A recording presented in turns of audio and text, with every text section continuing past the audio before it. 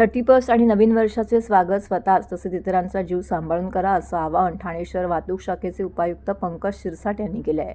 यंदा महानगरपालिका निवडणूक आणि नववर्षाच्या स्वागताच्या पार्श्वभूमीवरती ठाणे पोलीस सज्ज झाले असून वाहतुकीचे नियम मोडणाऱ्या तसेच मद्यपी वाहन चालकांवरती पोलिसांची करडी नजर असणार आहे।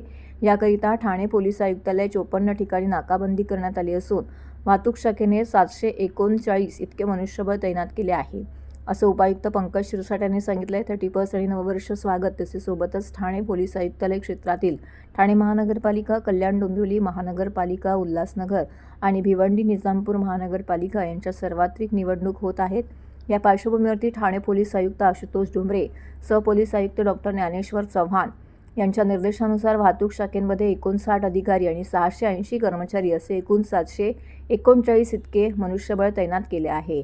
आयुक्तालय क्षेत्रामध्ये एकूण 54 ठिकाणी वाहतूक पोलिसांची नाकाबंदी असून यामध्ये येऊर, उपवन, दुर्गाडी, कटाई नाका, मुंब्रा, रांजोली नाका इत्यादी ठिकाणी हॉटस्पॉट म्हणून चिन्हित केली जात आहे। तर या ठिकाणी दारू पिऊन गाडी चालवणे, रस्त्यावर धागडधिंगा करणे किंवा सार्वजनिक ठिकाणी त्रासदायक वर्तन करणाऱ्यावरती कडक कारवाई केली जाणार आहे।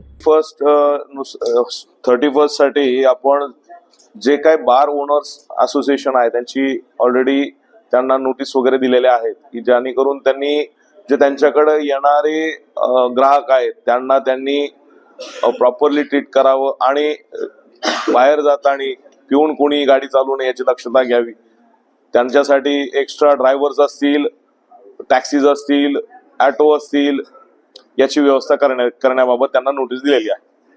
9 वर्षाच्या स्वागताला अनेक ठिकाणी हुल्लडबाजी होते, काही बाईक स्वार करतात, तर त्या दृष्टीने काय नाकाबंदी बरोबर किती मनुष्यबळ आपल्याकडे जवळपास 59 अधिकारी आणि 450 कर्मचाऱ्यांचा त्या दिवशी पूर्ण बंदोबस्त लागणार आहे।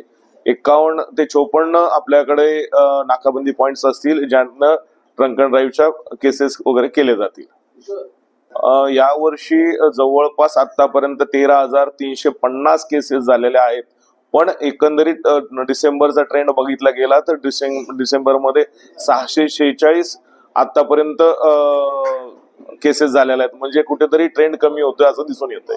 नागरिकांना आणि वाहन चालकांना ट्रॅफिक विभागाकडनं विनंती करतो की कृपा करून आपण एन्जॉय करा, पण दारू पिऊन गाडी चालवू नका।